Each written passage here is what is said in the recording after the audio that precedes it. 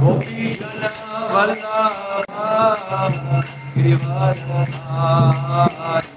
गोपी जन वल्लभा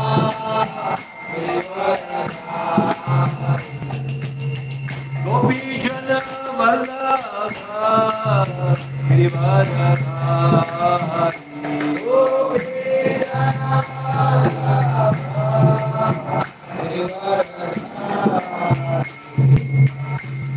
यशोदानंदन व्रज यशोदानंदन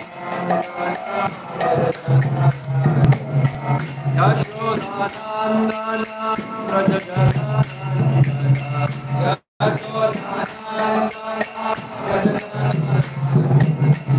यमुना तीरा यमुना तीरा यमुना तीरा यमुना तीरा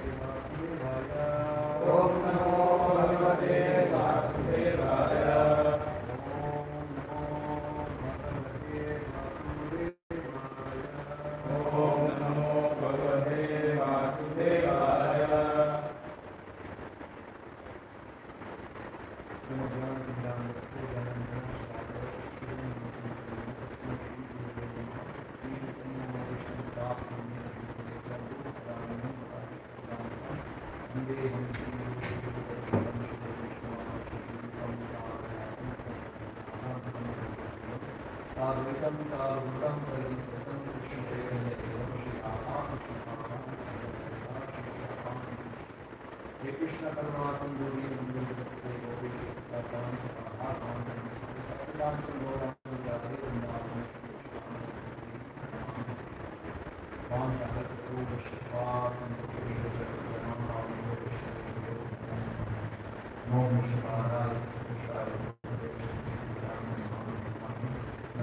सारस्वते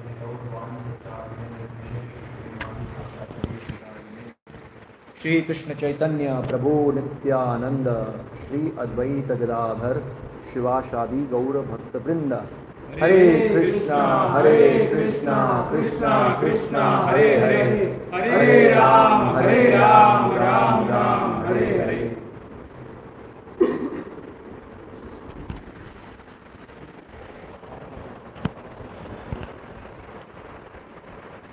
हरे कृष्णा।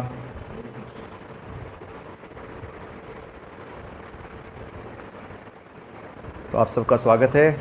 कंटिन्यू कर रहे हैं हमारा जो कोर्स है योर बेस्ट फ्रेंड। ये जो सेशंस है 14 सेशन का कोर्स, और इसमें हम अभी आज 10वां सेशन स्टार्ट करने वाले हैं। तो 9 सेशंस हमारे कंप्लीट हो चुके हैं। हर बार की तरह जैसे सेशन 1 डेफिनेशन ऑफ गॉड, भगवान की परिभाषा। सेशन 2 में हमने डिस्कस किया कि क्या वेदा शास्त्र जो है वो आज के युग में प्रामाणिक है और या उसमें विश्वास किया जा सकता है। उसके बाद हमने गुरु की योग्यता पे चर्चा की। उसके बाद शिष्य की योग्यता के ऊपर शास्त्र से अलग अलग कोट्स हमने देखे। तद्विति परिपातेन परिप्रश्नेन सेवया उपदेक्ष्यांति ज्ञानम ज्ञानिस तत्व दर्शिनम। फिर सेशन 5 में द मोस्ट कॉन्फिडेंशियल नॉलेज क्या डिस्कस किया था हमने, याद है किसी को? मोस्ट कॉन्फिडेंशियल नॉलेज, परम गुह्य ज्ञान, क्या डिस्कस किया था?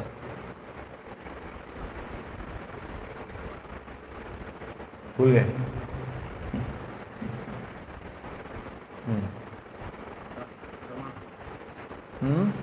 प्रमाण तो वो उसमें आ गया ना, वेदा ज़्यादा रिलेवेंट टुडे। शब्द प्रमाण, अनुमान प्रमाण, वो सब तो उसमें आ गया। परम गुह्य ज्ञान क्या क्या डिस्कस किया था?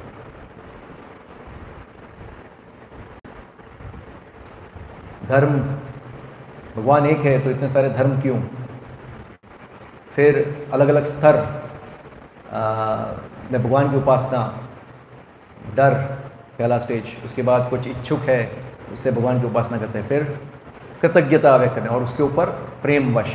तो ये पूरा डिटेल में गया। फिर 3 गुणों के आधार पे कैसे जो पुराण है उसका विभाजन किया गया है। 6 पुराण सतोगुणी लोगों के लिए, 6 पुराण तमोगुणी और 6 पुराण रजोगुणी लोगों के लिए। ये सब हमने डिस्कस किया था परम गुह्य ज्ञान में। उसके बाद हमने सेशन 6 में कृष्ण द ऑल अट्रैक्टिव, हाँ, भगवान श्री कृष्ण के जो कैसे वो सद ऐश्वर्यपूर्ण है, एक एक ऐश्वर्य डिटेल में हमने डिस्कस किया। उसके बाद सेशन 7 में एविडेंस फॉर कृष्णा सुप्रीमेसी, भगवान श्री कृष्ण परम पुरुषोत्तम भगवान है, सुप्रीम पर्सनालिटी ऑफ गॉड है। तो कैसे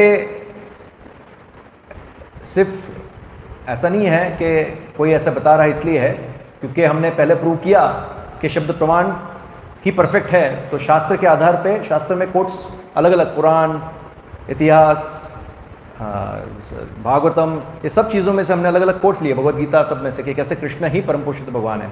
उसके बाद session 8 the singular supreme and the plural subordinate, उसमें क्या डिस्कस किया था? ठीक है, डायरेक्ट इजी टॉपिक होता है ना, तो उसमें पता चल जाता है डायरेक्ट। जैसे ये है तो हम सोच में पड़ जाते हैं। इसमें क्या डिस्कशन किया था? Singular supreme and plural subordinate. Hindi में क्या टाइटल था, याद है?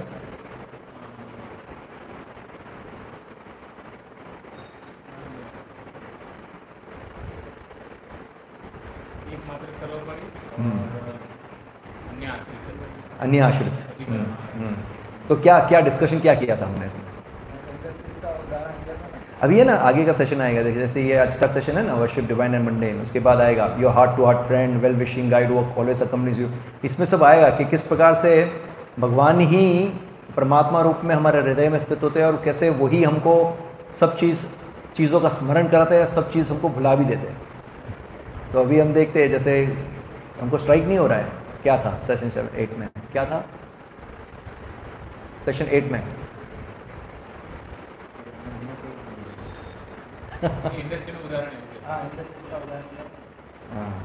इंडस्ट्री का उदाहरण वो तो सेशन में दिया। आप बताइए किस क्या क्या कवर किया था हमने। एक ऑनर होता है जो अलग अलग कंट्रीज में उसकी इंडस्ट्री होती है, वो सभी जगह पे नहीं जाता है, तो उन लोगों को ऐसा लगता है कि ये बॉस नहीं है, फिर उनको पता चलता है तो इससे भी तो आप ये बता रहे हो कि कैसे विष्णु जो है वो जैसे कई लोग बोलते हैं कि विष्णु कृष्ण के अवतार मतलब विस्तार है कि कृष्ण विष्णु के विस्तार है, तो उसमें हमने ये उदाहरण लिया था पर हमने मेन कैटेगराइज किया था, अगर आप लोग को याद हो तो, जीव तत्व, विष्णु तत्व और शिव तत्व। उसमें मैंने शिव तत्व और विष्णु तत्व को जस्ट इंट्रोडक्शन दिया था, टच किया था, और जीव तत्व के बारे में हम डिटेल में डिस्कशन किया था उसमें, ठीक है। उसके बाद लास्ट टाइम हमने controller of all controllers session लिया था, वो तो याद होगा ना क्या डिस्कशन किया था, एटलीस्ट जो लोग उपस्थित थे। Controller of all controllers,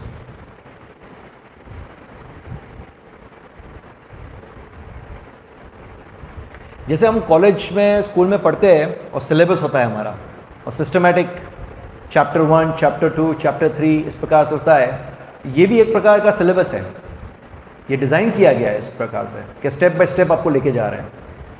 ultimately last chapter क्या है, लास्ट सेशन क्या है, love of God the ultimate goal of religion, तो वहाँ तक ले जाने के लिए सब सेशंस है पूरे अंडरस्टैंडिंग के साथ। तो कंट्रोल ऑफ ऑल कंट्रोलर्स में क्या डिस्कस किया था पार्थ, याद है? जैसे अलग अलग लीलाओं से समझा था कि जैसे देवी का भी कृष्ण पर डिपेंड रहता है, yes, very nice, yes yes. मतलब आगे के सेशंस में हमने डिस्कस किया था कि कृष्णा ही जैसे सुप्रीम कंट्रोलर है, सुप्रीम एंजॉयर है, सुप्रीम प्रोप्राइटर है, सब चीज़ हम डिस्कस कर चुके हैं। बट अभी हमने क्या किया कि शास्त्र में से स्पेशली श्रीमद् भागवतम में से कुछ लीलाएं ली, पास्ट टाइम्स भगवान के, जिसमें ये प्रूव होता है कि कैसे कृष्ण ही सुप्रीम कंट्रोलर है, सभी के कंट्रोलर है। जैसे हमने क्या क्या क्या उदाहरण लिया था, ब्रह्म विमोहन लीला, ओके, ब्रह्मन विमोहन। उसके बाद ब्रह्म विमोहन लीला में ब्रह्मा जी को उस टाइम पे पता चलता है कि कृष्ण ही भगवान है और उनसे माफ़ी भी मांगते हैं, फिर वापस भूल कहाँ करते हैं, हाँ द्वारका में, ठीक है। उसके बाद गोवर्धन लीला, तो इंद्र वहाँ पे माफ़ी मांगते हैं भगवान से, फिर वापस भूल कब करते हैं, फिर वापस भूल करते हैं ना इंद्र, हाँ परिजात वृक्ष का आता है, वो डिस्कस किया था हमने। फिर बानासुर, शिवजी, वृत्रासुर की कथा भी, और जयद्रथ, वो महाभारत का वर्णन किया था ना कि कैसे कृष्णा सूर्य को ढक देते हैं, सब। तो ये सब हमने देखा था last session, control of all controllers. तो आज का जो सेशन है, worship divine and mundane. Worship मतलब उपासना, डिवाइन मतलब दिव्य, मंडेन मतलब भौतिक। तो in short worship, divine worship मतलब कृष्ण की वर्शिप, और मंडेन वर्शिप ये भौतिक उपासना, वो देवी देवताओं की उपासना में आ जाता है। तो आपके जो कुछ प्रश्न थे पिछले सेशन में, वो सब कवर करेंगे आज के सेशन में, राइट। तो ये एक प्रश्न से शुरू करते हैं हम लोग। जैसे हम पिछले सेशंस में हमने देखा कि कैसे देवी देवताओं भी भगवान के कंट्रोल में है और कृष्ण ही सुप्रीम कंट्रोलर है। तो एक प्रश्न होता है कि why do the scriptures recommend many different forms of worship of many demigods. क्यों फिर शास्त्र में अगर हमको पता चल गया है कि कृष्ण ही कंट्रोलर है सभी के, he is controller of all controllers, तो फिर शास्त्र में देवी देवता की पूजा रिकमेंड ही क्यों करते हैं? आंसर बता रहे हो? आंसर आएगा अभी एक स्टेप बाय स्टेप। तो ये एक क्वेश्चन होता है हमको, तो ये हम सिस्टमैटिक देखेंगे आज के सेशन में। पर उससे पहले हमें ये क्लियर अंडरस्टैंडिंग होनी चाहिए कि भगवान कृष्ण और ये जो देवी देवता है उनके बीच क्या संबंध है, रिलेशनशिप क्या है, ये समझना बहुत ज़रूरी है, बहुत इंपॉर्टेंट है। तो ज़्यादातर समाज के अंदर बहुत सारे सो कॉल्ड लर्नर्ड स्कॉलर्स जो बोलते हैं बहुत ही स्कॉलर है या बहुत ही ज्ञानी है, अपने आप को ज्ञानी समझते हैं, पर ज़्यादातर हम देखते हैं समाज में इवन ज्ञानी लोगों के बीच में भी ये मिसकंसेप्शन है, एक बहुत बड़ा मिसकंसेप्शन है समाज के अंदर। क्या? मैं इस्कॉन से जब तक जुड़ा नहीं तो मैं भी यही धारणा में था, यही मिसकंसेप्शन में था कि ऐसा मिसकंसेप्शन कि ये जो देवी देवता है ये या तो भगवान के ही अनेक रूप है या तो भगवान के विस्तार है, उनके अनेक रूप है या तो उनके विस्तार है। तो इसलिए समाज में सब बोलते हैं ना, बदा एक अच्छे है, बदा भगवान अच्छे है, तमें क्या भेद करो छो, आप भेद क्यों करते हो? आप बोलते हो कि कृष्ण सुप्रीम है और ये उनके अंडर आता है, ये सब भेद क्यों? शिव जी भी भगवान है, कृष्ण भी भगवान है, ब्रह्मा भगवान है, गणेश भगवान है, सब भगवान है, आप लोग भेद करते हो। तो ये मिसकंसेप्शन समाज में है।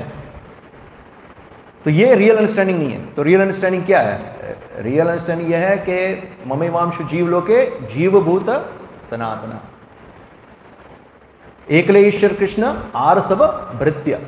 ये रियल अंडरस्टैंडिंग है कि जीव जो है वो भगवान के अंश है, पार्ट एंड पार्सल है, और भगवान के शाश्वत रूप से, सनातन रूप से सेवक है जीव। ये रियल अंडरस्टैंडिंग है। और हमने देखा शास्त्र से भी, लास्ट टाइम भी हमने काफ़ी सेशन में डिस्कस किया, उपनिषद में से ये श्लोक आता है, नित्यो नित्या नाम चेतनस चेतना नाम एको बहु नाम यो विदधाति कामान। तो एक नित्यो नित्या नाम शाश्वत अनेक है, पर एक परम शाश्वत है। चेतनस चेतना नाम, कॉन्शियसनेस सभी में है, बट एक सुप्रीम कॉन्शियस है, राइट। एको बहु नाम यो विदधाति कामान, वो एक जो है वो सभी अनेक अनेक जो बाकी जीवात्मा है उनका पालन पोषण करते हैं। हाँ, तो इसलिए क्लियर कंसेप्ट ये है कि एक भगवान है, बाकी सब God and Demi God's. Prabhupada ने दिया डेमी गॉड्स। और शास्त्र में बताया गया है कि जो व्यक्ति भगवान श्री कृष्ण को और अनेक बाकी के देवी देवता को की तुलना एक साथ करते हैं या तो उनको समान समझते हैं, उनको बताया गया वो पाषंडी है। शास्त्र में बताया गया है कोई ऐसे तुलना करता है कि नहीं सभी भगवान एक है ये सब, तो पाषंडी की कैटेगरी में आता है, एथिस्ट की कैटेगरी में। तो ये श्रीमद् भागवतम श्लोक है, यम ब्रह्म वरुणेन्द्र रुद्र मरुतः स्तुवन्ति दिव्य स्तवेर। क्या बताया गया है? जैसे ब्रह्मा, वरुण, इंद्र, रुद्र, मरुत, ये सब देवी देवता देवताओं के नाम हैं। स्तुवंती, स्तुवंती मतलब स्तुति करते रहते हैं, दिव्य स्तुति किसकी? भगवान की, रेगुलर बेस पे। तो इस शास्त्र का भी मर्म है। हमने लास्ट सेशन में भी देखा था, अगर आप याद हो, कंट्रोल ऑफ कंट्रोल्स में मैंने आपको बताया था कि किस प्रकार से ये जो देवी देवता है वो भी भगवान के ऊपर आश्रित है। उनको जब कठिनाई आती है तो भगवान की शरणागति लेते हैं। जैसे मैंने बताया था लास्ट टाइम कि जब पृथ्वी पे भार बढ़ जाता है तो पृथ्वी गाय का रूप लेती है और किसके पास जाती है? ब्रह्मा जी के पास। और फिर ब्रह्मा जी बाकी के देवी देवताओं के साथ लेके जाते हैं कहाँ पे? सिर सागर पे। सिर सागर कहाँ है? ध्रुवलोक, राइट।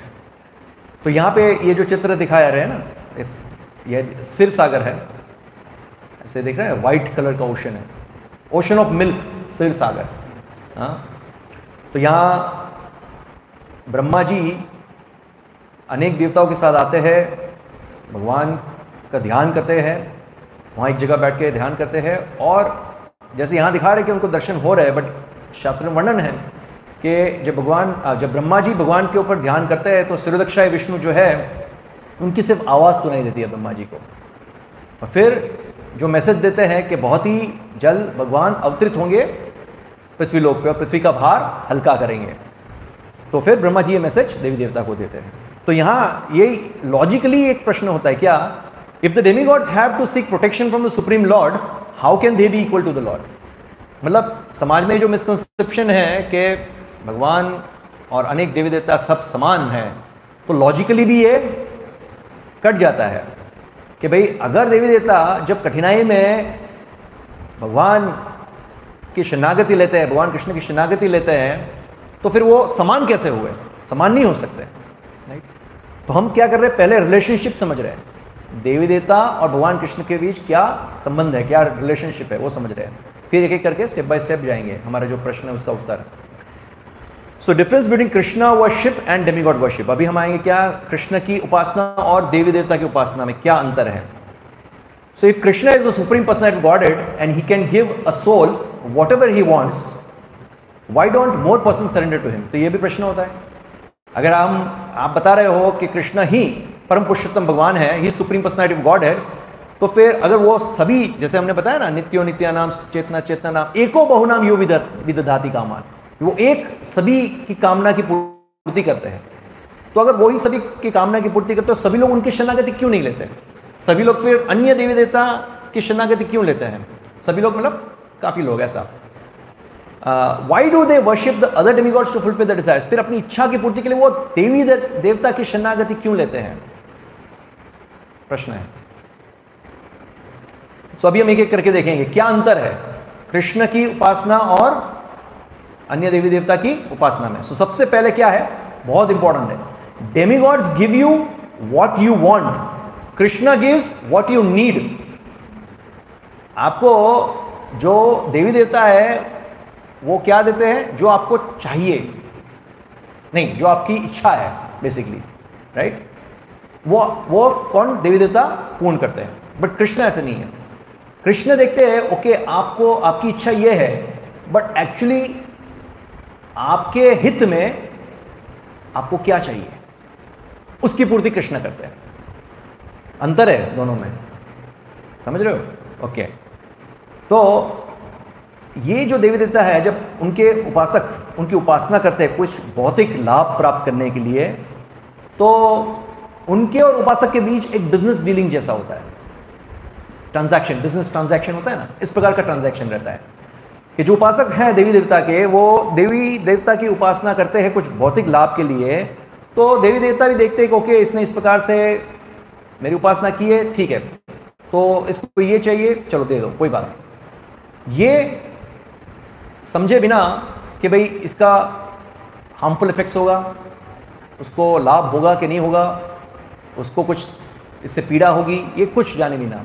जैसे एक उदाहरण है, जैसे एक मिठाई की दुकान है, उसमें वो दुकानदार मिठाई बेच रहा है, पर वो मिठाई के ऊपर बहुत सारी मक्खियाँ है बैठी हुई है, और कोई बच्चा है वो कुछ पैसे लेके आ रहा है और बोलता है मिठाई वाले को कि मुझे मिठाई चाहिए, तो वो क्या करेगा? वो पैसे ले लेगा और वो मिठाई उसको बेच देगा। तो इसी प्रकार से वो मिठाई वाले ने सोचा नहीं कि भाई ये बच्चा है, अगर ये मक्खी वाली मिठाई खाएगा तो वो बीमार हो जाएगा, उसके लिए अच्छा नहीं है, नहीं, उसने पैसे दिए, उसने मिठाई बेच दी। इसी प्रकार से जो देवी देवता के उपासक हैं, वो जो देवी देवता की उपासना करते हैं, तो देवी देवता भी इस प्रकार से उनकी भौतिक इच्छाओं की पूर्ति करते हैं। ये नंबर 1 है। बट कृष्ण के केस में कैसा है? He gives what they really need, जो रियली उनको आवश्यकता है वो देते हैं, और कृष्ण ये देखते हैं कि उनके अल्टीमेट बेनिफिट में है कि नहीं है, ये परम लाभदायक है कि नहीं, ये चीज अगर मैं पूर्ति करूंगा तो इनको रियली लाभ होगा कि नहीं होगा, ये कृष्ण देखते हैं। और दूसरा ये है, जैसे हमने आगे ये प्रश्न था ना कि फिर क्यों ये बहुत सारे लोग, ज़्यादातर लोग देवी देवता की शरण में जाते हैं, जबकि पता है कि कृष्ण सुप्रीम है, फिर भी क्यों ऐसा है? तो उसमें से एक ये भी रीज़न है कि लालच जिनको ज़्यादा होती है वो क्या करते हैं, उनको क्विक रिजल्ट चाहिए, तुरंत ही फल चाहिए। तो देवी देवता के केस में क्या है कि जैसे वेदास में बताया गया कि इस प्रकार के कर्मकांड की विधि करोगे तो ये लाभ होगा, तो वो विधि करते हैं और उनको लाभ होता है, तो फटाफट रिजल्ट मिलता है। तो वो दिशा में लोगों को क्या चाहिए? इंस्टेंट चाहिए सब कुछ। So everything has to be instant, instant dosa, instant idli, instant result, सब कुछ इंस्टेंट चाहिए, everything should be instant, right? So क्योंकि उनको तुरंत ही उसका फल मिलता है, इसलिए वो दिशा में जाते हैं। बट वो नहीं समझते हैं कि देवी देवता के द्वारा दिया गया जो भी फल है वो क्षणिक होता है, टेम्पररी। समय के साथ देवी देवता की उपासना करने वाले देवी देवता जो फल देते हैं और उनका फल सभी नष्ट हो जाता है समय के साथ। कृष्ण के केस में ऐसा नहीं है, इसलिए उसको टेम्पररी बताया गया है। समय के साथ देवी देवता के उपासना करने वाले खुद देवी देवता, क्योंकि हमने लास्ट सेशन में लास्ट टू लास्ट सेशन में हमने देखा था कि जो अलग अलग देवी देवता की पोजीशंस होती है, जैसे ब्रह्मा जो है वो पोजीशन है, इंद्र वो भी एक पोजीशन है। तो आज वो पोजीशन के ऊपर कोई जी बैठा है, कोई दूसरा बैठेगा, फिर तीसरा बैठेगा, तो वो भी टेम्पररी है। जैसे श्रीमद् भागवतम में वर्णन आता है कि अभी 7वां मनवंतर चल रहा है, वैवस्वत मनवंतर। बलि महाराज जो है वो अभी सुतल लोक में है, अतल वितल सुतल पाताल, सुतल लोक में है, निवास करते हैं। और भगवान ने बलि महाराज को क्योंकि बलि महाराज चाहते थे कि इंद्रलोक प्राप्त करना है सब, तो बलि महाराज को वरदान दिया है कि जब 8वां मनवंतर आएगा, चाक्षुष मनवंतर, चाक्षुष मनवंतर है 8वां मनवंतर, जहां तक मुझे याद है चाक्षुष मनवंतर है, तो 8वां मनवंतर आएगा तब इंद्र की पोजीशन पे बलि महाराज बैठेंगे। तो मतलब वो तो टेम्पररी हुआ ना, अभी कोई और इंद्र की पोजीशन पे है, फिर नेक्स्ट मनवंतर में कोई और इंद्र की पोजीशन बलि महाराज लेंगे, फिर और कोई लेगा, इस प्रकार से। तो ये टेम्पररी है। और देवी देवता की जो उपासना है वो कम बुद्धि वाले, जैसे हमने लास्ट टाइम भी ये चर्चा की थी, भगवद गीता में भगवान श्री कृष्ण बताया कामस्तस्तत ऋतज्ञान प्रपद्यन्ते अन्य देवता। जो लोग की बुद्धि मारी गई है, मतलब कम बुद्धि वाले लोग हैं, वो लोग देवी देवता की शरणागति लेते हैं। और श्रीमद् भागवतम में वर्णन आता है कि किसी भी परिस्थिति में अगर कोई व्यक्ति कोई भौतिक लाभ का इच्छुक है, या उसको कोई भौतिक कामना नहीं है, या उसको मोक्ष की कामना है, कोई भी परिस्थिति में उसको वासुदेव की शरण लेना चाहिए, कृष्ण की शरण लेना चाहिए। अकाम सर्व कामो वा मोक्ष काम उदारदिहि तीव्रेण भक्ति योगेन यजते पुरुषम परम। अकाम, कोई काम हो कि ना हो, सर्व काम, अकाम मतलब कोई काम नहीं है, सर्व काम मतलब काम है, कोई भी कामना है। मोक्ष काम, मोक्ष की इच्छा है, हाँ। तीव्रेण भक्ति योगेन, तीव्रता से भक्ति करनी चाहिए, किसकी? यजते पुरुषम परम, परम पुरुष की भक्ति करनी चाहिए। ये भागवतम का वर्णन है।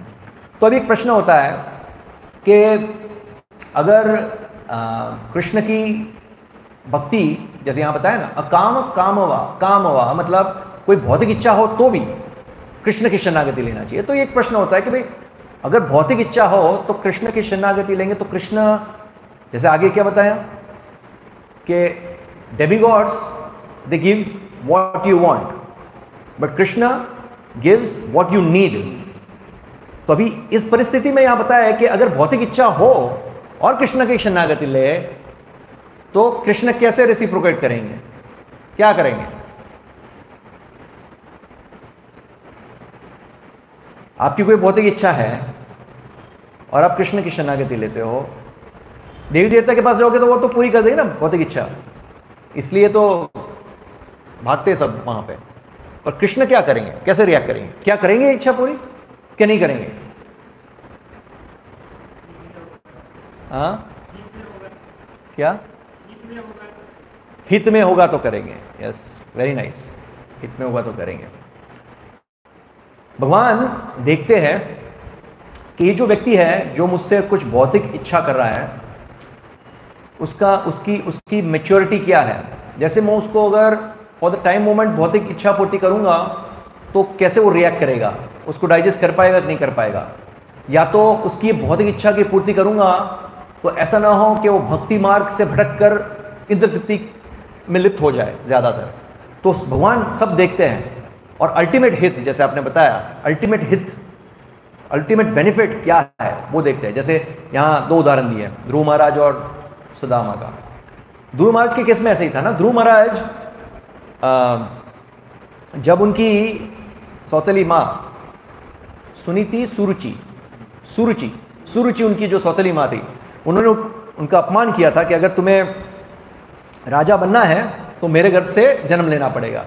तो उनका क्षत्रिय खून खौल उठता है और तुरंत उनकी माता के पास जाते हैं सुनीति कि मेरा इस प्रकार से अपमान हुआ है, तो आप बताइए मैं क्या करूं। तो बोलते कि तुम्हारी रक्षा या तुम्हारी जो भी डिफ़िकल्टी है उसका सोल्यूशन भगवान विष्णु ही कर सकते हैं। तो विष्णु कहाँ मिलेंगे? जंगल में मिलेंगे। माता ने सोचा कि बच्चा है, समझ जाएगा ऐसा। और रात्रि के समय पे निकल जाते हैं और फिर नारद मुनि मिलते हैं, नारद मुनि बताते हैं क्या करना चाहिए क्या नहीं। उसके बाद 6 महीने तक घोर तपस्या करते हैं, बताया पूरा डिटेल में वर्णन है, हम डिटेल में नहीं जाएंगे अभी, पर बहुत कड़ी तपस्या करते हैं। 6 महीने के बाद भगवान उनको दर्शन देते हैं। भगवान को देखते हुए एकदम वो स्तब्ध हो जाते हैं, कुछ मुंह से निकल नहीं रहा था, क्या बोले कुछ पता ही नहीं चल रहा था। तो भगवान ने क्या किया, जैसे हम स्विच ऑन करते हैं ना, ऐसे भगवान ने अपना दिव्य शंख उनके सिर पे लगाया। जैसे ही दिव्य शंख लगाया तो स्विच ऑन हो गया, फिर दिव्य स्तुति निकलने लगी उनके अंदर से, भगवान के गुणगान करने लगे। और फिर ध्रुव महाराज भगवान को बोलते हैं कि मैं इतना मूर्ख हूं कि आप जैसे एक कोई राजा है, उसके पास कोई आता है और राजा बोले मांगो वरदान, तो व्यक्ति क्या क्या नहीं मांग सकता राजा के साथ, और वो व्यक्ति बोले मुझे कुछ कांच के टुकड़े चाहिए, तो कैसा लगेगा। तो इस प्रकार से ध्रुव महाराज सोचते हैं और भगवान को बताते हैं कि मैं इतना मूर्ख था कि मैं भौतिक कामना लेके निकला था। अभी उनकी भौतिक कामना क्या थी, क्या थी? नहीं, उससे भी बड़ी कामना थी, पिता के राज्य ने, दादा से भी बड़ा राज्य होना चाहिए, ब्रह्मा जी से भी बड़ा राज्य चाहिए था, ब्रह्मलोक से भी बड़ा राज्य चाहिए था, ये उनकी कामना थी। तो भगवान ये इच्छा की पूर्ति करते हैं ध्रुव महाराज। कैसे, कब करते हैं? जब अभी ध्रुव महाराज भक्ति के स्तर पे स्थित हो गए हैं, मैच्योर्ड हो गए हैं। जब ये गुणगान करते हैं तो वो मैच्योरिटी पे आ जाते हैं। तो क्या करते हैं, ध्रुव महाराज मना करते हैं, पर भगवान बोलते हैं चिंता मत करो, तुम्हारी भक्ति बनी रहेगी, 36,000 साल तक पृथ्वीलोक पे राज्य करने का वरदान देते हैं। और उनकी जो इच्छा थी कि ब्रह्मलोक से भी बड़ा राज्य चाहिए, तो ध्रुव लोक देते हैं उनको, जो एक वैकुंठ लोक है। हाँ, तो देख भगवान किस प्रकार से बैलेंस करते हैं। सुदामा के केस में भी सर, सुदामा को भी दिया सब कुछ। कब दिया? जब पता है कि वो भक्ति के एकदम मैच्योरिटी स्टेज पे है, मैच्योर स्टेज पे है। हम देखते हैं इवन भक्ति में बहुत सारे अन्य भक्तों को मैंने देखा हुआ है, जैसे दुबई में श्री वल्लभ प्रभु है जो इस्कॉन को रन कर रहे हैं। श्री वल्लभ प्रभु की पोजीशन आप देखोगे, वहाँ के टेम्पल प्रेसिडेंट का हो या जो भी कहो, लीडर है। श्री वल्लभ प्रभु एमिरेट्स एयरलाइंस के क्या बोलेंगे, फाइनेंस डिपार्टमेंट के वाइस प्रेसिडेंट है, बहुत बड़ी पोस्ट है। उनकी सैलरी आप सुनोगे तो चक्कर खा जाओगे, उतनी सैलरी है उनकी, आप सोच भी नहीं सकते उतनी सैलरी है। Around 15 to 20 lakhs per month उनकी सैलरी है। वो जाते हैं, इतनी बड़ी पोस्ट पे है, उनके अंडर इतने सारे लोग काम करते हैं। वो जाते हैं ऑफिस में, जाके सीधा काम क्या करते हैं, ईमेल्स, आज ये प्रोग्राम है, कल वो प्रोग्राम है, ये महाराज यहाँ आ रहे, ये करना है, वो करना है। बस सबको कैसे उत्साह देना और सबको किस प्रकार से भक्ति में लगा के रखना, बस यही उनका काम है। और भगवान देखो क्या पोजीशन दी है उनको, क्या सब कुछ दिया ईश्वर है। क्यों? वो डाइजेस्ट कर पाएंगे। भगवान जानते हैं ये कुछ भी हो भगवान की सेवा में लगाएगा। हालांकि हमको ऐसे पोजीशन दे दे तो हमारी क्या हालत हो हम तो इंद्र तृप्ति में लग जाए, भोग विलास का जीवन जिए। तो इसलिए ये बहुत इंपॉर्टेंट पॉइंट था यहाँ पे। दूसरा, demigods can not award liberation, only Krishna can. मोक्ष कोई नहीं दे सकता है, कोई नहीं मतलब कोई नहीं, कोई देवी देवता नहीं, इवन शिव जी भी मोक्ष प्रदान नहीं कर सकते। Only Krishna can give liberation, मोक्ष वही दे सकते हैं। तो ये देवी देवता की पोजीशन कैसी है, जैसे कंपनी में अलग अलग लेवल के मैनेजर्स होते हैं, तो इस प्रकार की पोजीशन है। तो उनके पास कुछ हद तक पावर होता है, उनकी ज्यूरिसडिक्शन में जितना होता है उतना पावर होता है, उसके बाहर का पावर नहीं होता है। तो उनको उसके बाहर का कुछ एक्शन लेना है तो उनके ऊपर के अथॉरिटी के पास जाना पड़ेगा और उनका अप्रूवल होगा तो मिलेगा। तो इसी प्रकार से देवी देवता के ज्यूरिसडिक्शन में ही नहीं है मोक्ष देना, वो उनके पावर में ही नहीं आता है। इसलिए हम देखते ना, ये जो हिरण्यकश्यप है उसने तपस्या की थी, कितने सालों तक तपस्या की, और ऐसा बताया गया शास्त्र में कि ऐसी भीषण तपस्या किसी ने नहीं की अभी तक, इतनी भयंकर तपस्या। किस प्रकार से, एक पैर पे खड़ा रह के, हाथ ऊंचा करके, और सारे शरीर पे वो क्या बोलते हैं, दीमक लग गया था पूरे शरीर, सारे शरीर पे। सारा मांस खत्म हो गया था, सिर्फ हड्डियों में प्राण बसे थे, सिर्फ हड्डियां रह गई थी, हड्डियों में प्राण बसे थे। और फिर ब्रह्मा जी प्रसन्न होते आते हैं, उनके ऊपर जल छिड़कते हैं, फिर नॉर्मल हो जाते हैं ये सब, और उन बोलते वरदान मांगो। तो असुर है तो सबसे पहले वरदान क्या मांगेगा? अमर होना है। क्योंकि अमर होने के पीछे क्या रीजन है? शाश्वत रूप से भोग विलास कर सके और लोगों के ऊपर कंट्रोल कर सके, ये उनकी इच्छा होती है। तो ब्रह्मा जी उनको उत्तर देते हैं, मैं खुद अमर नहीं हूं, तुमको कहां से अमरता का वरदान दूं? और जैसे उपनिषद में बताया गया है, तम एव विदितवती मृत्युम एति नन्य पंथ विद्यते अयनया। Only by knowing that supreme lord can one transcend death, there is no other way possible. मतलब अगर मृत्यु को, आपको मृत्यु के ऊपर विजय प्राप्त करनी है तो भगवान को जानने से ही और भगवान की भक्ति करने से ही मृत्यु के ऊपर विजय प्राप्त की जा सकती है, और कोई रास्ता नहीं है। जैसे भगवान कृष्ण भगवद गीता के अंदर बताते हैं, जन्म कर्म चमे दिव्यम एवं यो वेति तत्वतः त्याक्त्वा देहम पुनर्जन्म नैति मामेति सो अर्जुना। तो ये भगवान के जन्म और कर्म, इसके बारे में जो लोग समझ जाते हैं तो उसको पुनर्जन्म नहीं लेना पड़ेगा अर्जुन। तो इस प्रकार से भगवान बताते हैं। इवन शिव जी बताते हैं मुक्ति के बारे में। शिव जी क्या बताया? मुक्ति प्रदता सर्वेशाम विष्णुर एव न संशयः। मुक्ति केवल सिर्फ विष्णु प्रदान कर सकते हैं, इसमें कोई संशय नहीं है, ये शिव जी खुद बोलते हैं। तीसरा, demigod worship is ultimately futile and Krishna worship is ultimately successful. Futile का क्या मतलब होता है? फ्यूटाइल क्षणिक टेम्पररी होता है। फ्यूटाइल, व्यर्थ, यूजलेस, व्यर्थ है, यूजलेस है डेमिगॉड वर्शिप।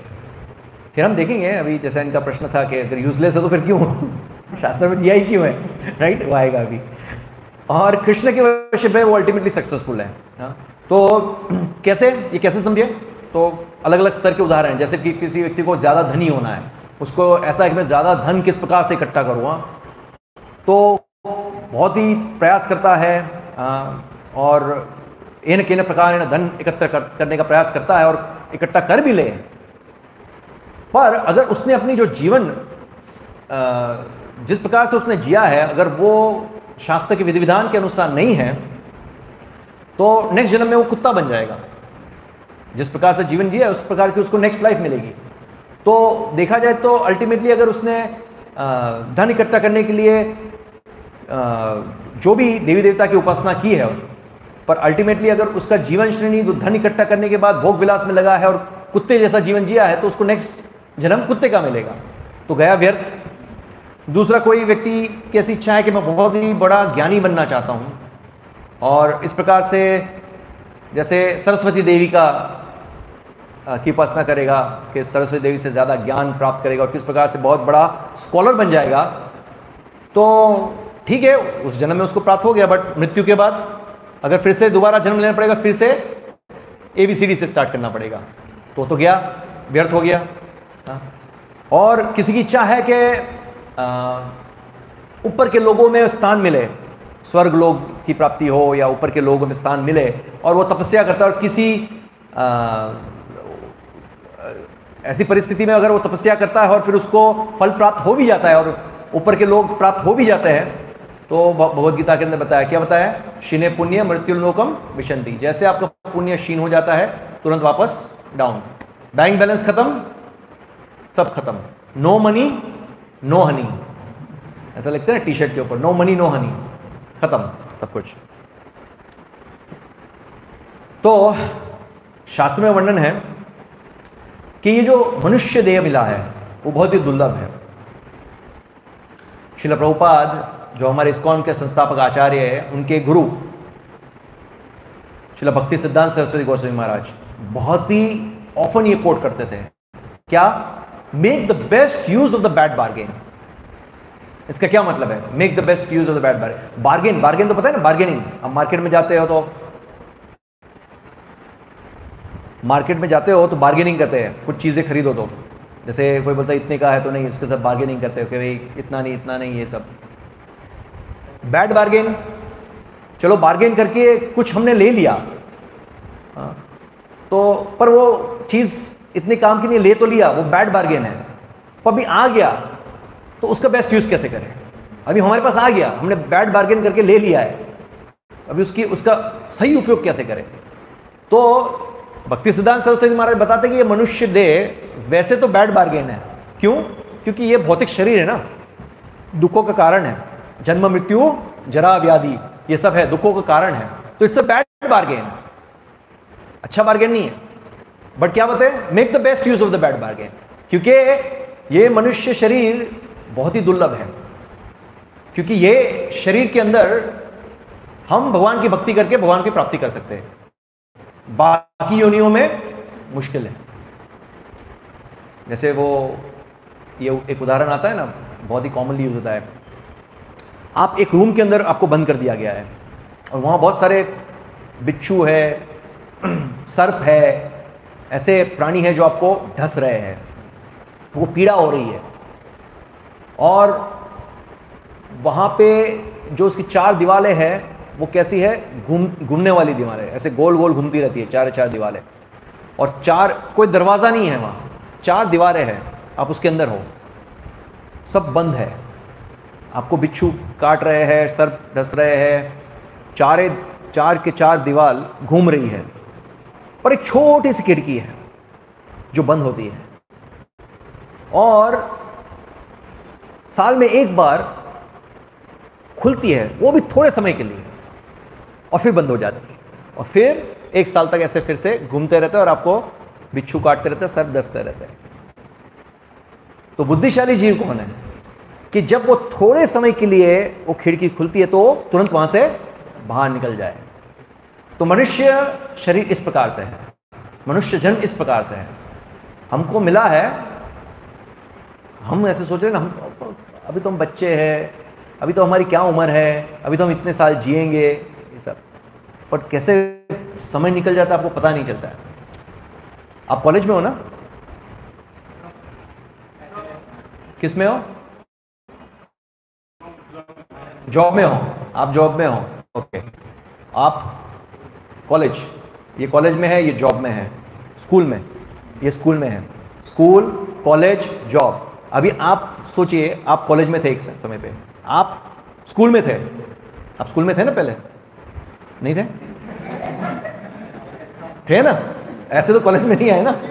हाँ, आप पहले स्कूल में थे। तो इस प्रकार से आप कौन से क्लास में हो? 9th। वो पहले 6th में भी थे, 5th में थे, 4th में थे। तो ऐसे लगता है अभी तो मैं स्कूल में था, अरे अभी तो मैं कॉलेज में था, कहाँ गए वो दिन?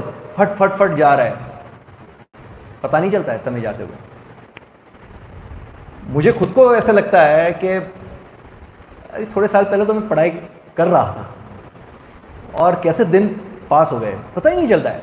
तो ये जा रहा है समय, तो वो खिड़की की तरह है, कुछ समय के लिए खुला है, समय है, निकल जाओ, भक्ति करो, यहां से निकलो, make the best use of the bad bargain, बहुत इंपॉर्टेंट है।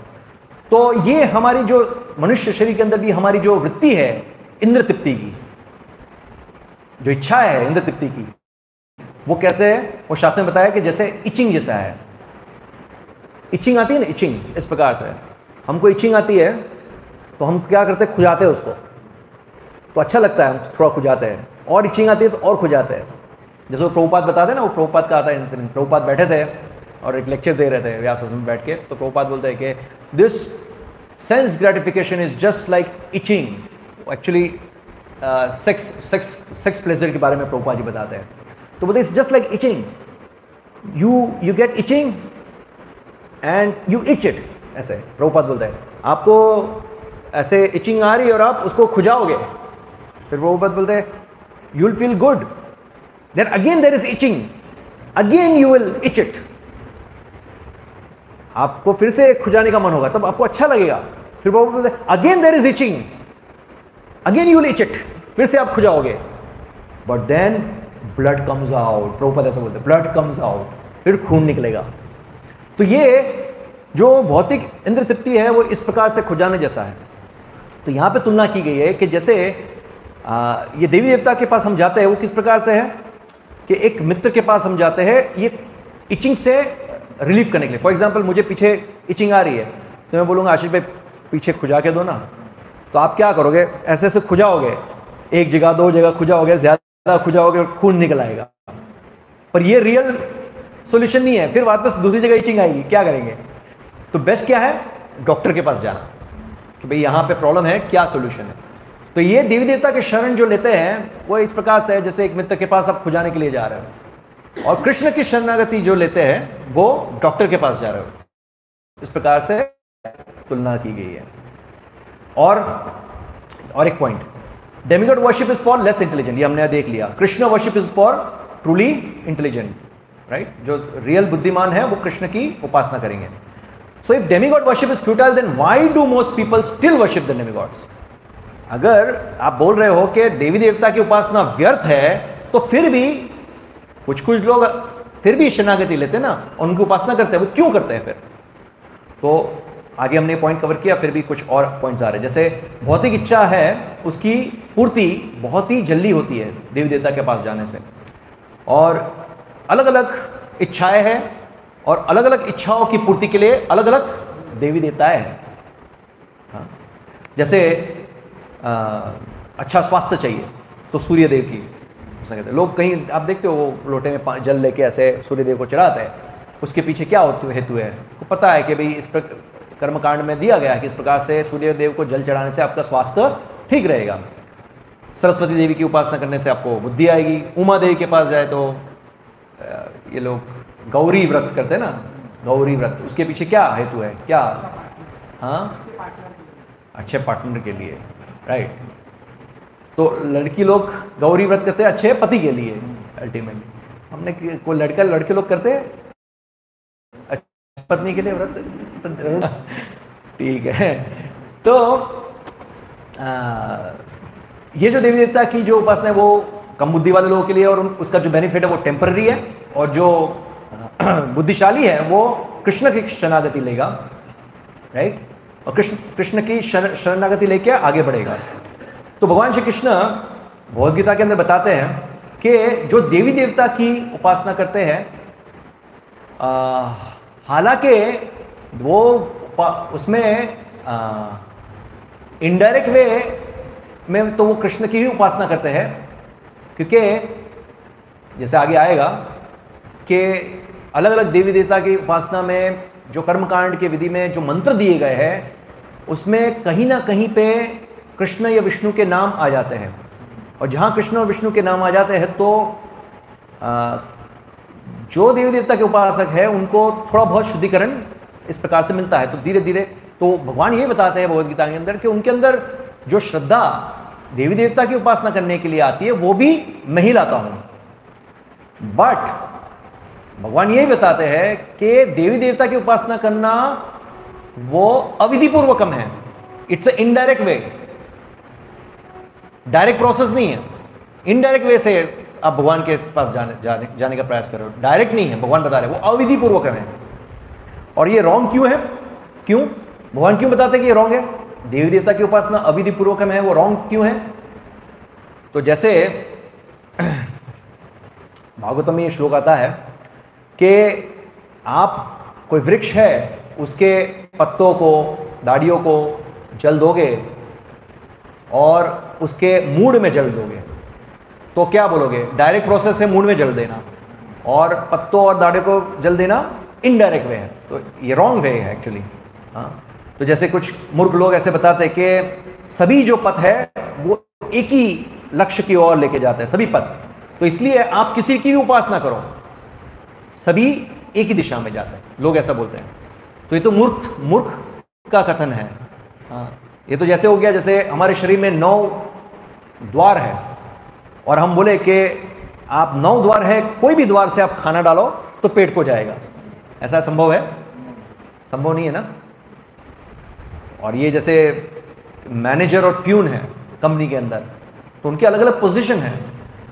आप प्यून को जाके मैनेजर का रिस्पेक्ट दो तो नहीं चलेगा, और मैनेजर को जाके प्यून की तरह ट्रीट करो तो भी नहीं चलेगा। तो सबका अलग अलग पोजीशन है। डेमीगॉड्स की क्या पोजीशन है? वो जैसे कि किसी गवर्नमेंट के ऑफिसर्स जो डिप्यूट किए गए हैं या रिप्रेजेंटेटिव्स जो डिप्यूट किए गए, इस प्रकार की पोजीशंस है देवी देवता की।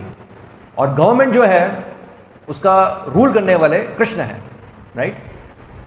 तो जो भी गवर्नमेंट ने डिसाइड किया है कि नीति नियम बनाया है, उसको देवी देवता को भी पालन करना पड़ेगा और उनके उपासक को भी पालन करना पड़ेगा, राइट। और इसको अविधिपूर्वकम एक सेंस में ये भी बताया गया है, जैसे कोई सरकारी ऑफिसर है और उनको आप भ्रष्टाचार, तो वो एक बड़ा क्राइम माना जाएगा। तो इसी प्रकार से जैसे देवी देवता है वो तो भगवान के प्रतिनिधि है, गवर्नमेंट ऑफिसर्स है, हाँ? और उनको भगवान से अलग उनकी उपासना करना, भगवान से अलग उनकी उपासना करना, वो अविधिपूर्वकम भगवान बताते हैं। तो यही प्रश्न आता है कि if demigod worship is condemn, why do scriptures prescribe it, जैसे आपका प्रश्न था जो हमने पार्क किया था कि भाई अगर देवी देवता की पूजा को व्यर्थ बताया गया है या उसको हटा दिया गया है, ऐसा बोलते हैं कि उसका करना शास्त्र के अकॉर्डिंग नहीं है, तो फिर उसको स्क्रिप्चर्स शास्त्र में दिया ही क्यों गया है, क्या कारण है, क्यों दिया गया है? उसका कारण यह है कि जैसे शास्त्र में बताया गया है कि this because Vedic scriptures are like a desire, शास्त्र है वो कैसे है, डिजायर ट्री मतलब कल्प वृक्ष है, शास्त्र में बताया गया है। They provide methods of elevation even for the most fallen and unintelligent so that they can be gradually elevated.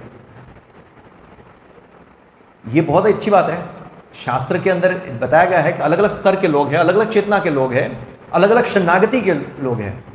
अभी अलग अलग स्तर के लोग, अलग अलग के लोग हैं, तभी उनको सबको उठाना है, सबको एक साथ आना मुश्किल है, क्योंकि लेवल अलग है, लेवल अलग है, तो अलग अलग लेवल पे अलग अलग प्रोसेस होनी चाहिए ताकि उनको हम ऊपर की ओर उठा सकें। तो इसी प्रकार से जो लोग भगवान कृष्ण की डायरेक्ट शरणागति नहीं लेते हैं, जैसे हमने लास्ट टाइम भी थोड़ा डिस्कस किया था पर आज थोड़ा डिटेल में करेंगे, जो नहीं लेते हैं तो उन लोगों को एटलीस्ट कृष्ण बोलते हैं कि मैं उनको, जो लोग नास्तिक है, जो किसी की शरणागति नहीं लेते, उनसे तो बहुत ही अच्छा है कि वो देवी देवता की शरणागति लेते हैं। और क्योंकि देवी देवता की शरणागति लेके वो देवी देवता की उपासना करते हैं और इनडायरेक्टली कृष्ण और विष्णु के नाम का जप करते हैं, तो उनका शुद्धिकरण होता है, धीरे धीरे धीरे वो उठेंगे, ये जन्म में नहीं तो बहुत जन्मों के बाद भी कृष्ण की शरण में आने की संभावना है। तो शास्त्र का ये बहुत ही प्लस पॉइंट है कि वो अलग अलग लेवल के लोगों को रिजेक्ट नहीं करते हैं। कैसे समझेंगे हम, एक उदाहरण लेके समझते हैं। जैसे आई थिंक सभी कॉलेज में होगा, बट इंजीनियरिंग कॉलेज में स्पेसिफिक मिड सेम एग्जाम होती है, मिड सेमेस्टर एग्जाम होती है। तो मिड सेमेस्टर एग्जाम जो लोग देते हैं और उसमें से फेल हो जाते हैं, तो क्या करते हैं फिर? रेमेडियल होती है ना, रेमेडियल एग्जाम होती है। कोई अगर ऐसा कहे कि रेमेडियल एग्जाम नहीं रखनी है, बस mid semester exam that's final, तो क्या होगा? क्या होगा?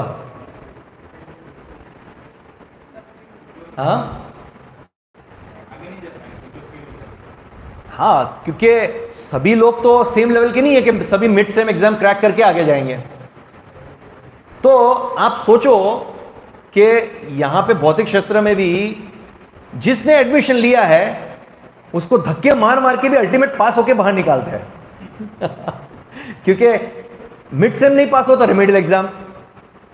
और आई थिंक अभी तो सभी जीटीयू के आने के बाद सभी कॉलेजेस में आई थिंक रेमेडियल में अगर पास नहीं होता तो कहीं जगह पे कुछ पेपर लिखवा देते हैं, जीटीयू के 5 पेपर लिख लो, और 5 पेपर लिखते हैं, फिर उसके बाद 12 मार्क्स देके पास। मतलब धक्के मार मार के उसको निकालना है, उसको लाना है आगे, इंजीनियर बनाना है। तो जिसने मतलब जन्म लिया है अभी उसको उठाना तो है ना। कोई नास्तिक है तो चलो बहुत मुश्किल है, जन्मों जन्मों के बाद अगर कुछ सुकृति मिली, कोई भक्त का कृपा मिली, भक्त भगवान की कृपा से वो आस्तिक बना तो अलग बात। पर जो आस्तिक है और फिर भी कृष्ण की संपूर्ण शरणागति नहीं है, तो ऐसे लोगों को उठाने के लिए क्या? तो फिर एटलीस्ट देवी देवता की शरणागति ले रहे हैं। तो आगे हम देखेंगे और कुछ इंपॉर्टेंट पॉइंट्स आएंगे। जैसे देखिए, accepting the authority of scriptures. तो जब वो लोग देवी देवता की शरणागति लेते तो देवी देवता की उपासना कैसे करनी है, जैसे वेदास में बताया गया है। वेदास में कर्मकांड का सेक्शन है, तो कर्मकांड में बताया गया कि इस प्रकार की विधि करो तो ये फल मिलेगा, इस प्रकार की विधि करो तो ये फल। तो दैट मीन्स वो लोग कर्मकांड जो वेदास में दिए गए उसको फॉलो कर रहे हैं। दैट मीन्स वो लोग क्या कर रहे हैं, शास्त्र की अथॉरिटी को एक्सेप्ट कर रहे हैं ना। तो शास्त्र की अथॉरिटी को एक्सेप्ट कर रहे हैं मतलब एक लेवल। देवी देवता की उपासना करने का मतलब उसके अंदर क्या आता है, तप और दान। उसमें तपस्या भी करनी पड़ेगी, आपको भौतिक लाभ चाहिए बट तपस्या करनी पड़ेगी, और उसमें कुछ दान की भी विधियां होती है। तो तप और दान दोनों करने से वो अहम और मम के भाव से मुक्त होता है। अहम मतलब मैं, और मम मेरे संबंधित जो है उसके भाव से मुक्त होना शुरू होता है। तो ये क्या हो रहा है, उसका शुद्धिकरण हो रहा है। और worship of mantras offered to demigods always carries name of Vishnu which is a spiritual seed. Spiritual seed मतलब जैसे किसी को दवाई खिलानी है और कड़वी दवाई है, नहीं खा पाता है, तो क्या करें, गुलाब जामुन के अंदर डाल दो, शुगर कोटेड कर दो, तो आराम से निकल जाएगा। इसी प्रकार से विष्णु का डायरेक्ट नाम नहीं ले रहा है तो ठीक है, देवी देवता का नाम ले रहे हो तो उसमें विष्णु के नाम आ ही जाते हैं, इस प्रकार से बनाया है, तो वो उसका शुद्धिकरण होता है। Over a period of several lifetimes comes to the platform direct worship of Krishna. फिर ये देवी देवता के उपासक धीरे धीरे धीरे धीरे शुद्धिकरण होता है और बहुनाम जन्मनाम अंते ज्ञानवान माम प्रपद्येत वासुदेवम सर्वमिति स महात्मा सुदुर्लभ। So if ultimate goal of demigod worship is to become a devotee of Krishna, then why not directly worship without wasting time? ये प्रश्न आता है। ठीक है, आप बता रहे हो कि अल्टीमेटली देवी देवता की उपासना करके कितने जन्मों जन्मों के बाद शुद्धिकरण होके एक स्तर पे आएंगे जब वो कृष्ण की भक्ति में लगेंगे। तो फिर डायरेक्ट कृष्ण की भक्ति में क्यों नहीं, इतना समय नष्ट क्यों?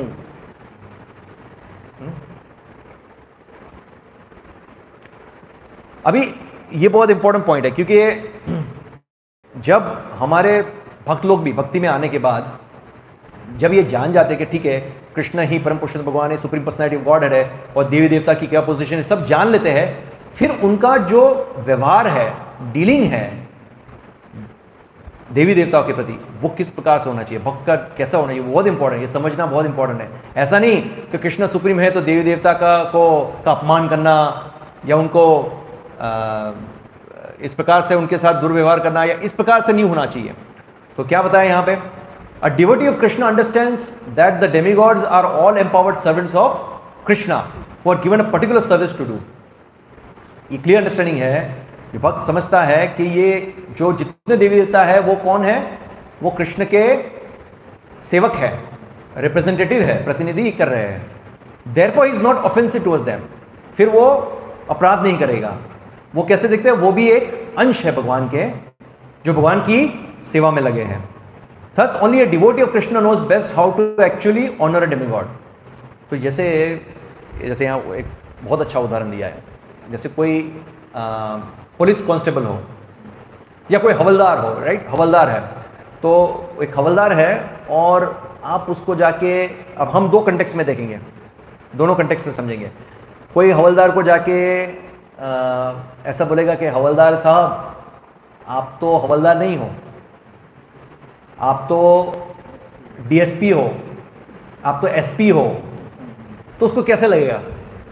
कोई जाके ऐसा बोलेगा कि आप तो हवलदार नहीं हो, मतलब बढ़ा चढ़ा के बोलेगा, आप तो डीएसपी हो, एसपी हो, तो वो अंदर सोचेगा कैसा मूर्ख व्यक्ति है ना, हालांकि मैं तो हवलदार हूँ यार, मैं डीएसपी एसपी थोड़ी हूँ ऐसा। तो इसी प्रकार से अगर देवी देवता की जो उपासना कोई करेगा और देवी देवता को ही सुप्रीम समझ के इस प्रकार से करेगा, तो देवी देवता तो जानते हैं उनकी पोजीशन क्या है। फॉर एग्जाम्पल गणेश जी है, अभी ये जो वेद व्यास जी है, तो जो राइटिंग करना था, स्क्राइबिंग का प्रोसेस, तो वो स्क्राइबिंग का प्रोसेस किसको दिया था? गणेश जी को दिया था कि आपको लिखना है। तो जो जो वेद व्यास जी बोल रहे थे वो लिखते जा रहे थे। तो वेद व्यास जी ने बोला था आप समझ के लिखना, ऐसे ही मत लिखो। तो उसमें वेद व्यास जी कई बार आता है कि Krishna is the supreme personality of God, परम पुरुषोत्तम भगवान श्री कृष्ण है, तो ये समझ के ही गणेश लिख रहे हैं। तो अगर गणेश जी को ऐसा सोच था कि होता कि भाई शिव ही सुप्रीम है या दुर्गा देवी ही सुप्रीम है, तो वो टोकते ना बीच में वेद व्यास जी को, आप क्या बोल रहे हो, मेरे पिता शिव जी सुप्रीम है, पर नहीं, वो समझते थे। तो क्लियर अंडरस्टैंडिंग होना बहुत ज़रूरी है। तो अगर हम बढ़ा चढ़ा के अगर देवी देवता को इस प्रकार से करेंगे तो वो सही नहीं है। उसके अलावा अगर हम कोई डीएसपी और एसपी के प्रेजेंस में हवलदार को मान सम्मान देंगे तो डीएसपी और एसपी को कैसे फील होगा? चलो इस प्रकार से ले लो, फॉर एग्जांपल नरेंद्र मोदी है, अभी आई थिंक 1-2 दिन में आने वाले हैं ना नरेंद्र मोदी, कुछ न्यूज़ में है 1-2 दिन में कुछ आने वाला। नरेंद्र मोदी है तो नरेंद्र मोदी यहाँ पे आए, लेट्स से वल्लभ विद्यानगर आए और आप सब लोग हार लेके खड़े हो फॉर एग्जांपल नरेंद्र मोदी को पहनाने के लिए, और उसके आजू बाजू में उसके बॉडीगार्ड सब खड़े हैं मशीन गन लेके, और कोई भाग के जा रहा है नरेंद्र मोदी को ऐसे हार पहनाने के लिए। नरेंद्र मोदी ऐसे देख रहे हैं कि मेरे को हार पहनाने आ रहा है, बाजू में जाके वो बॉडीगार्ड को हार पहना दे तो क्या परिस्थिति होगी? दोनों के कंटेक्स्ट में सोचो, नरेंद्र मोदी क्या सोचेगा, क्या मूर्ख आदमी है यार मेरे बॉडीगार्ड को हार पहना रहा है, और बॉडीगार्ड क्या सोचेगा, मतलब एम्बैरस हो जाएगा, अरे नरेंद्र मोदी मेरे मालिक इधर है और इसने मेरे को हार पहना दिया, क्या मूर्ख व्यक्ति है। दोनों कंटेक्स्ट में आप देखिए। तो इसलिए भगवान के भक्त हैं वो समझते हैं कि देवी देवता की क्या पोजीशन है, तो वो क्या करते हैं, देवी देवता को मान सम्मान देते हैं और उनसे कोई भौतिक इच्छा नहीं करते हैं। कोई देवी देवता का स्पेशल देवी देवता के मंदिर नहीं जाते हैं कि भाई चलो देवी देवता के ऐसे स्पेशल जाते हैं, ऐसा नहीं। हालांकि देवी देवता का मंदिर आ जाता है तो उनको मान सम्मान देते हैं, प्रणाम करते हैं, और जैसे कि फॉर एग्जांपल गणेश जी है, विघ्नहर्ता है, तो बोलते हैं गणेश जी मेरी भक्ति में जो भी विघ्न है उसको हर लीजिए, ऐसे प्रार्थना करते हैं। सरस्वती देवी का मंदिर है तो सरस्वती देवी कृपा करके मुझे बुद्धि दीजिए ताकि मैं भक्ति में स्थिर रह पाऊँ, ऐसे भक्ति के बारे में मांग सकते हैं अनेक देवी देवता से। तो इस प्रकार से ये अंडरस्टैंडिंग होना चाहिए। Thus the conclusion is that one should aspire to become an unalloyed devotee of Krishna and worship him wholeheartedly। ये conclusion है कि हमें कृष्ण की अनन्य भक्ति को प्राप्त करना चाहिए कृष्ण की उपासना करके। तो यहाँ पे इस सेशन को मैं एंड करता हूँ। किसी का कोई प्रश्न? समय तो प्रभु नहीं है ना, कीर्तन करेंगे अभी तो, मतलब फिर मैं वो स्टोरीज नहीं ले रहा हूँ, सिर्फ क्वेश्चन आंसर लेके कीर्तन करेंगे। जो बाकी के धर्म है, मतलब जो इस्लाम है, क्रिश्चियन है, वो भी यही सिखाते हैं कि कृष्णा भगवान। उनमें तो कृष्ण भगवान है ऐसे तो कहाँ बताया है उन्होंने? जैसे कुरान है उसमें तो अल्लाह अल्लाह अल्लाहु अकबर ऑलमाइटी वन, उसमें तो क्लियर कट ऐसे कृष्ण नाम कहाँ है? वो लोग तो इम्पर्सनल को मानते हैं, अल्लाह ऐसे बोलते हैं। और बाकी और कौन सा धर्म है, जैसे क्रिश्चियनिटी, तो वो तो जीसस क्राइस्ट, तो उनकी अंडरस्टैंडिंग जो है वो तो कृष्ण तो डायरेक्ट है ही नहीं कहीं पे। यहाँ पे कोई लोग हैं जो भगवान कृष्ण को सुबह नहीं मान रहे, देवी देवता को मान रहे, तो यहाँ पे बताया गया था कि वो पहले तो शास्त्र को बिलीव करेगा, फिर दान होता पाएगा। तो ऐसे ही इस्लाम और क्रिश्चियन फॉलो करने से उनको कुछ लाभ होगा या फिर नास्तिक के जैसे? अगर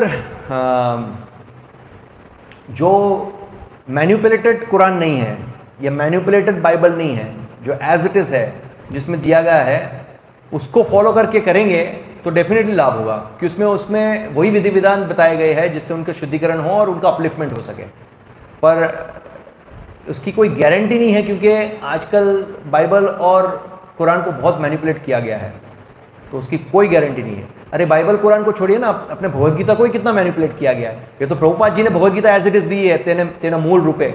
हाँ, नहीं तो भगवद गीता भी मार्केट में कितने सारे वर्जन्स है।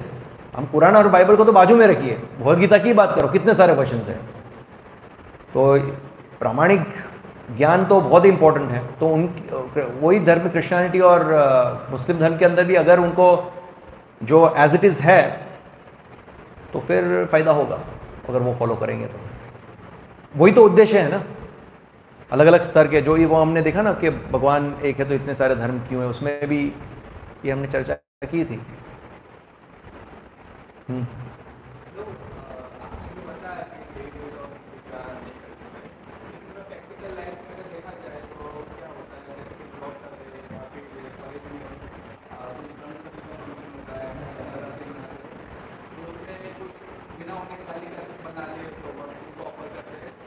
देवी देवता को ऑफर करते हैं। तो वो क्या खाना चाहिए? और दूसरा क्वेश्चन है, अगर सिर्फ हम नहीं खाते तो मना भी करेंगे, तो उसमें से काउंटर क्वेश्चन वो कुछ ऐसा पूछते हैं कि आज किसी लोगों की वजह से आज हिंदुओं का बंटवारा हो रहा है, मतलब बढ़ रहा है, ऐसा हो रहा है, तो उस टाइम पे क्या आंसर देना चाहिए? पहला क्वेश्चन ये है आपका कि जैसे कुछ फंक्शंस हो, गणेश चतुर्थी हो, इस प्रकार से गणेश विसर्जन या कहीं भी कुछ ऐसे प्रसाद गणेश जी को ऑफर किया तो वो खाना चाहिए कि नहीं खाना चाहिए? तो नहीं लेना चाहिए, क्योंकि वो तो देव देवता को ऑफर किया गया है डायरेक्टली। फॉर एग्जाम्पल, अगर विष्णु या कृष्ण को ऑफर करने के बाद, किसी देवी देवता को ऑफर करने के बाद अगर हमको मिलता है तो बस पूरी चीज़ अलग हो जाती है। जैसे फॉर एग्जाम्पल जगन्नाथपुरी में है, जगन्नाथ भगवान को ऑफर करके सबसे पहले जाता है विमला देवी को, और विमला देवी ग्रहण करती है, उसके बाद हम सबको प्रसाद रूप में हम लेते हैं, तो वो बात अलग है। पर डायरेक्टली देवी देवता को अगर हम ऑफर करते हैं तो देवी देवता खुद ही ग्रहण नहीं करेंगे, क्योंकि उनके स्वामी कृष्ण को ऑफर नहीं है, वो खुद ही ग्रहण नहीं करेंगे, तो वो प्रसाद कहाँ से हुआ? वो तो हम समझ रहे प्रसाद है ना, वो तो हमारी अंडरस्टैंडिंग है। अगर आपने गणेश जी के सामने रख दिया तो आप ऐसे बोलोगे कि गणेश जी, एक तो डीजे म्यूजिक बजाते हैं, उस पर नाचते हैं, और फिर गणेश जी के सामने रख देते हो, बोलते गणेश जी का प्रसाद करके खाओ, तो वो तो थोड़ी प्रसाद है। वो गणेश जी खुद ही नहीं खाएंगे, क्योंकि कृष्ण को ऑफर नहीं है। आपको क्या लगता है कि ये जो देवी देवता है वो लोग प्रसाद नहीं खाते हैं क्या? वो भी भगवान को भोग लगाया हुए खाते हैं, वही प्रसाद खाते हैं। तो आप जब डायरेक्टली उनको ऐसे ऑफर करोगे तो वो नहीं ग्रहण करेंगे, तो प्रसाद नहीं है। ये तो हो गया। दूसरा क्या था? मतलब हम कुछ आर्गुमेंट देते हैं और सामने से ऐसा क्वेश्चन करते हैं कि जैसे आप कितने संप्रदाय सब पढ़ रहे हैं, हिंदुओं के साथ बंटवारा हो रहा है, मतलब आप सब एक करो, मतलब अभी उनकी बात नहीं मानी, इसलिए वो सोच रहे कि आप लोग की वजह से बंटवारा हो रहा है। पर आप बोलोगे कि आपकी बात नहीं मानी, ये बोलेंगे कि इनकी बात नहीं मानी, वो बोलेंगे उनकी बात नहीं मानी। मतलब हर एक का अलग अलग ओपिनियन हो सकता है, मेरा भी अलग ओपिनियन हो सकता है, तो किसकी बात माननी चाहिए? उसके लिए तो ये सेशन हमने की है, शब्द प्रमाण। तो हमें शास्त्र का देखना पड़ेगा, शास्त्र क्या क्या मन है। हम सबकी अलग अलग ओपिनियन हो सकती है, तो अल्टीमेटली शास्त्र क्या कह रहा है, तो जो शास्त्र कह रहा है उसको मानना चाहिए।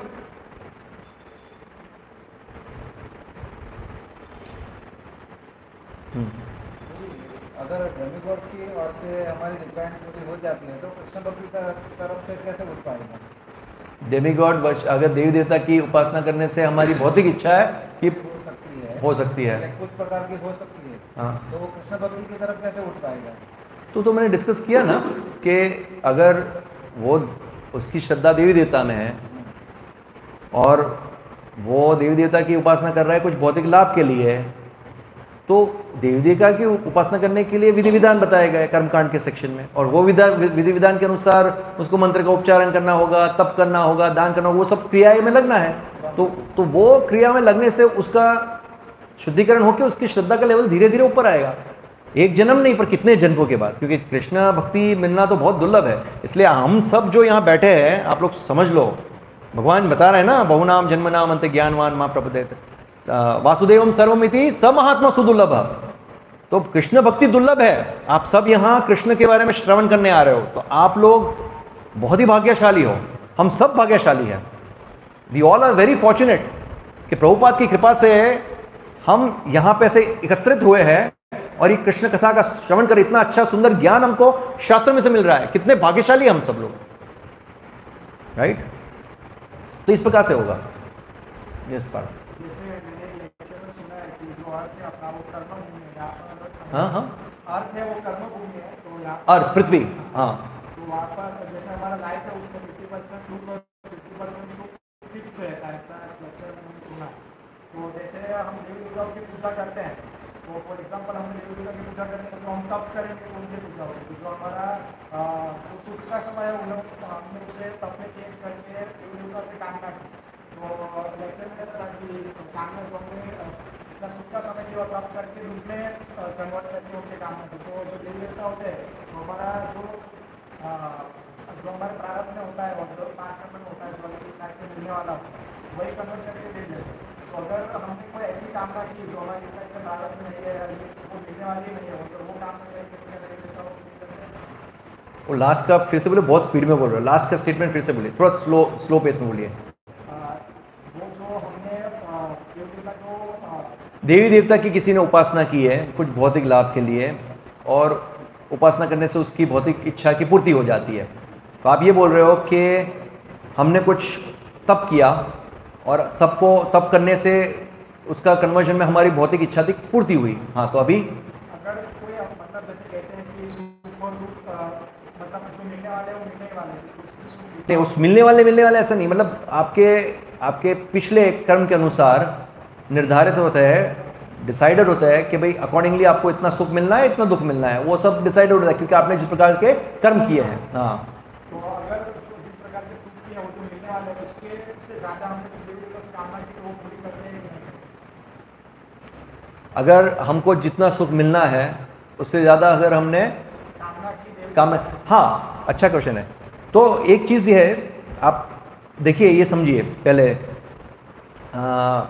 कुछ रिजल्ट्स कैसे हैं, प्रीवियस एक्शन के रिएक्शन या रिजल्ट आते हैं, वो पिछले जन्म के हो सकते हैं या ये जन्म में कुछ सालों पूर्व पहले के हो सकते हैं, और कुछ रिजल्ट ऐसे होते हैं जिसके एक्शन अभी हुए, अभी के एक्शन के रिजल्ट होते हैं। तो जैसे आप बता रहे हो कि पिछले हमने जो कर्म किए हैं उसके रिजल्ट या उसके जो फल है, जैसे सुख है, मिलना है, तो हमने पिछले ऐसे कर्म किए जिसका सुख मिलना है, तो वो मिलना ही मिलना है, ओके, वो मिल रहा है। पर अभी जैसे अभी आपने देवी देवता की उपासना किया, तप किया, जो भी किया, तो उसका जो रिएक्शन है वो पिछले के साथ क्या कनेक्शन है, ऐसा पूछ रहे हो ना आप क्वेश्चन। तो ये अभी के एक्शन का हुआ ना, क्योंकि अभी आप देवी देवता की उपासना कर रहे हो तो अभी भी आप कुछ तो एक्शन कर रहे हो, एक्शन में क्या कर रहे हो, तप कर रहे हो, दान कर रहे हो, ये अभी के एक्शन हुए, तो उसके रिजल्ट हुए। और जो बाकी का जो सुख है वो प्रीवियस कर्म के एक्शन के हुए, तो दो अलग हो गए ना। जैसे कर्म का सिद्धांत में यही है कि every action is opposite equal reaction. जो एक्शन है वो पिछले जन्म का भी हो सकता है, अभी का हो सकता है, तो कुछ कुछ का रिएक्शन अभी मिल जाए। जैसे वो उदाहरण देते हैं ना, जैसे आप ट्रैफिक सिग्नल तोड़ रहे हो और ट्रैफिक पुलिसमैन ने आपको पकड़ा, तो आपका ऑन द स्पॉट एक्शन हुआ ना, और इंस्टेंट उसने उसका चालान काट के दे दिया। और कुछ ऐसे है जो पुराने हैं, जो आएगा, मैनिफेस्ट होगा। यस, और जैसे कि भारतीय जो परंपरा है भारतीय जीवन शैली, उसमें सभी के प्रति कुलदेवी और कुलदेवता क्यों होते हैं, हालांकि कृष्ण भगवान ये देखिए, कुल देवता ये सब है तो परंपरा में आता है, पर अल्टीमेटली दो प्रकार की अंडरस्टैंडिंग है, एक है शास्त्रिक और एक है लौकिक। हालांकि देवी देवता की उपासना ये सब शास्त्र के अंतर्गत ही आता है, बट जैसे परंपरा जो है, एक तो शास्त्र के आधार पे कृष्ण से और फिर अकॉर्डिंगली गुरु शिष्य परंपरा में आती है, और एक जगह पे शास्त्र से भी चीज़ें लेके, जैसे देवी देवता की उपासना लेके वो फैमिली ट्रेडिशन के अंदर घुसा के फिर एक जगह से वो परंपरा हो जाती है। तो इस प्रकार से जैसे कोई देवी की उपासना एक स्तर पे की है परिवार में, हमारे जो पूर्वज है उन्होंने, वो हालांकि शास्त्र से ली गई है, पर उसके बाद उसको पकड़ के परंपरा में डाल के, ट्रेडिशन में डाल के वो आती गई है, तो फिर वो हमारे कुल देवी देवता ये सब इस प्रकार से हो जाता है। अल्टीमेटली देखिए, अब ये कोई यज्ञ करते हैं और कई बार ये गोत्र वोत्र पूछते हैं, तो कई लोग अपना गोत्र नहीं पता होता, कई लोग बोलते हैं कि हमारा गोत्र ये है। तो अल्टीमेटली किसी को पता हो ना पता हो, अल्टीमेटली अपना गोत्र अच्युत गोत्र है, क्योंकि हम कृष्ण की फैमिली को बिलोंग करते हैं। वासुदेव कुटुंबः, हम सब कृष्ण की फैमिली को बिलोंग करते हैं, राइट। तो यही है कि किस प्रकार से, तो इस प्रकार से आ जाता है परंपरा में।